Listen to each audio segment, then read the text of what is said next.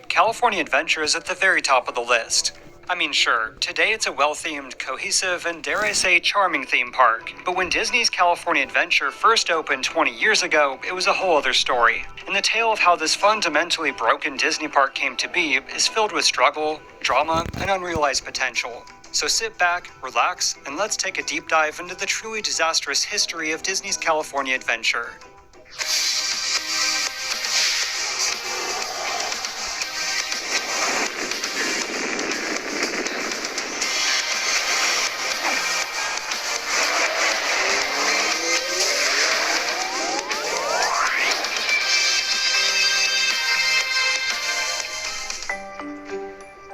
The story begins with the construction of Disney's MGM Studios in 1987, which was soon to become the third East Coast Disney theme park.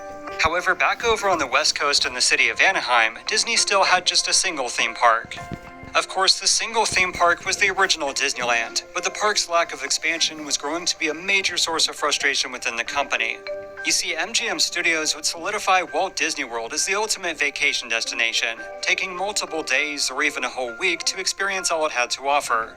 Disneyland, on the other hand, was seen as a 1 to 2 day maximum experience, visited primarily by locals and those traveling from nearby states.